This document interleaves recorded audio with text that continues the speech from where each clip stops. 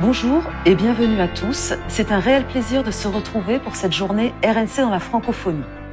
Alors, RNC dans la francophonie, c'est la 5e édition et c'est le 19 mars. Nous avons la joie d'accueillir avec nous pour cette occasion Luc Bussière, qui est pasteur, qui est membre du réseau RNC Héritage. Bienvenue Luc. Bonjour.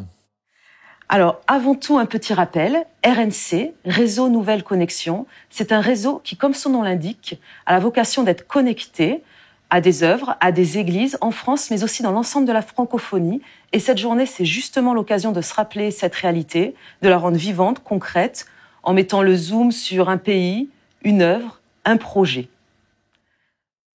Luc, donc comme je disais, tu es pasteur, mais tu es aussi président du réseau Mathurin-Cordier.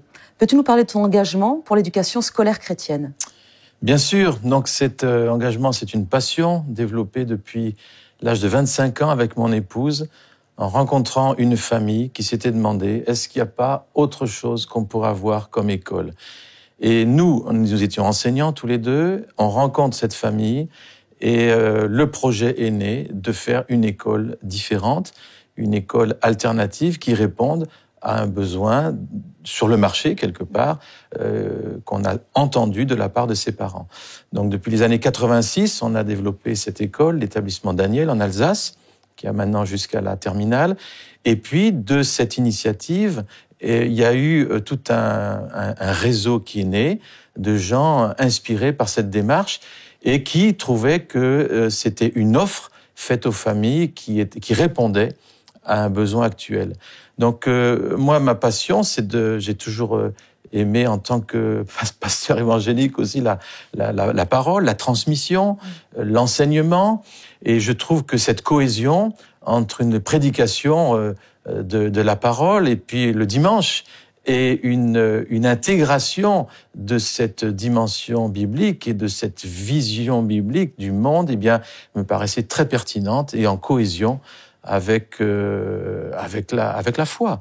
Nous sommes ici d'ailleurs dans l'école La Pépinière de Chambéry, une de ces écoles de ce réseau.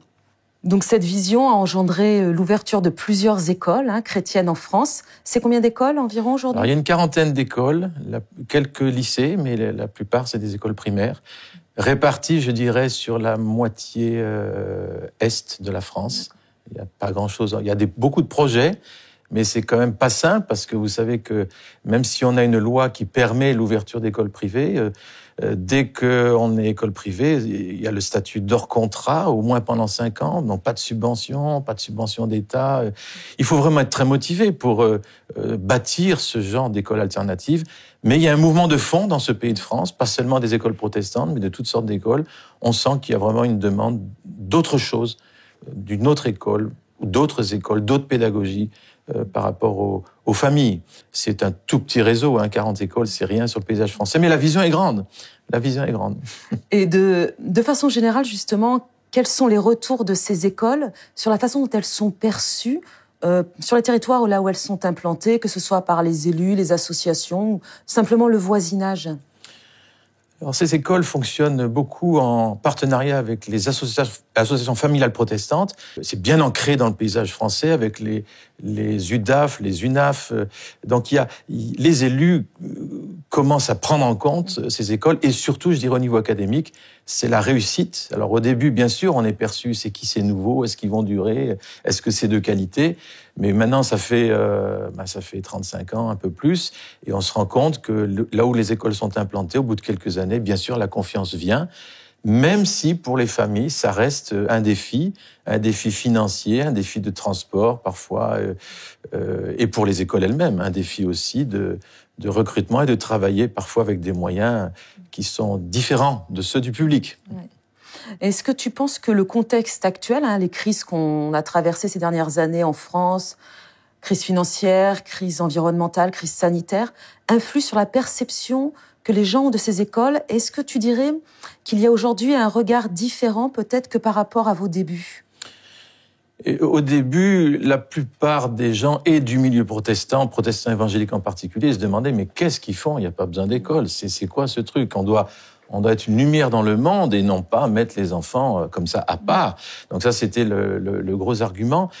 Et petit à petit, on se rend compte qu'il y a aucune neutralité dans l'école. Ça n'existe pas. Et donc, aujourd'hui, les gens se rendent compte de plus en plus de l'influence de plus en plus importante des idéologies qui utilisent l'école comme un tremplin pour véhiculer non plus seulement des connaissances, mais vraiment une vision du monde spéciale, des idéologies. Donc, les gens se rendent compte que la neutralité n'existe pas plus qu'avant. Et du coup, le choix de quelque chose d'une école en cohésion avec leurs valeurs est beaucoup plus ressenti aujourd'hui. Donc je pense que oui, là, le climat a changé. Et tu parlais de crise, mais la crise aujourd'hui actuelle, à mon sens, qui nous inquiète un peu, c'est la crise justement de transmission. C'est-à-dire que on a beaucoup de moyens techniques, on a des programmes très chargés, tout ça, mais on transmet pourquoi? En vue de quoi? C'est quoi le contenu? Alors, tant qu'on est dans la technique, les moyens, les connaissances des programmes, ça va. Mais on manque de sens. Et aujourd'hui, ce manque de sens, il est vu partout. Et donc, nous, on apporte une réponse. C'est pas la seule, hein, mais on apporte une réponse en tant que chrétien sur le sens de la vie humaine, le sens aussi des matières scolaires qui ne sont pas une fin en elles-mêmes, le sens de l'éducation, le sens aussi d'être un élève. Et un élève est fait pour être élevé. C'est pas de l'élevage qu'on fait, on élève. Donc on élève en donnant un sens de la destinée, un sens de la valeur de l'enfant, un sens de l'espérance aussi. Et je pense que dans une société en crise d'espérance aujourd'hui, dans l'éducation nationale en particulier, eh bien, il y a besoin d'écoles où il y a un souffle de quelque chose de nouveau. Mais je crois que ce qui est le plus fondamental, c'est cet héritage qui est en train d'être pris d'une grande tradition protestante en particulier, et qui est eh bien le sens de la vérité, la Bible dans une salle de classe, quoi, qui a pas seulement à dire quelque chose sur le pur domaine spirituel, mais dans le domaine culturel, il y a quelque chose aussi à dire. Et je pense cet héritage, d'où le mot Mathurin Cordier de notre réseau. Mathurin Cordier, c'était un enseignant d'université à la Sorbonne qui s'est fait virer, quoi, à cause de sa foi, tout simplement. Et puis c'était l'effervescence en France. Et donc il s'est tourné vers les plus jeunes. Et dans une classe de ces plus jeunes, il a eu un petit élève, un jeune élève, qui s'appelait Jean Calvin, et qui lui a dit à la fin de sa vie, mais ce que j'ai été, monsieur Mathurin Cordier, je vous le dois. Donc l'impact d'un enseignant qui est pétri de simplement une vision beaucoup plus importante que simplement la transmission de faits, de connaissances, mais la transmission de sa vie, du sens de la vie, eh bien, a fait que ce jeune Calvin est devenu un grand réformateur. Aujourd'hui, il y a besoin de ces Mathurin Cordier, il y a besoin de sens, il y a besoin de retrouver la foi, pas seulement laïque, mais aussi une foi dans l'école. Et c'est pour ça que on s'est occupé dès le début de la francophonie aussi, en tant que réseau. Voilà. Et d'ailleurs, hors de nos frontières, l'école chrétienne, ça s'est exporté? Alors ça s'exporte. La plupart des écoles ont des partenariats avec d'autres écoles ailleurs, en particulier en Afrique. Et depuis les années 90, il y a des partenariats avec l'Afrique. Je pense surtout au Mali, la Guinée. Voilà, le Kinshasa également, Madagascar. Donc voilà, le cœur des enseignants et de beaucoup d'écoles, ça a été ce qu'on a, on est prêt à le donner, en sachant aussi que on reçoit aussi beaucoup d'eux. On n'est pas seulement les enseignants des écoles en Afrique, mais on est ceux qui reçoivent beaucoup aussi de nos frères et sœurs d'Afrique. Et dans ce contexte de la francophonie, le réseau Héritage avait justement un projet à présenter pour cette journée spéciale. Tu peux nous en dire quelques mots? Alors le projet, c'est un projet d'aide à la création, à la construction de salles de classe pour développer une école maternelle en Guinée-Conakry, à Kankan, une ville à 600 km au sud de la capitale. Donc voilà, c'est un projet plein de sens que l'on aimerait soutenir en tant que réseau Héritage. Merci Luc pour ce partage. Merci aussi pour cette vision de l'éducation scolaire chrétienne que tu nous as partagée. Merci aussi pour ce projet que vous portez, le réseau Héritage, et qu'on a la joie de pouvoir partager avec vous pour cette journée spéciale. Merci. Nous sommes très heureux de vivre cette journée de la francophonie le 19 mars. C'est une date importante à vivre ensemble en communauté. C'est l'occasion de vivre sa foi d'une façon différente, d'avoir une autre perspective et peut-être un autre regard sur la francophonie. Donc merci Luc, vraiment pour ta présence avec nous aujourd'hui. Un petit rappel, vous pouvez revoir cette vidéo sur le site RNC Francophonie.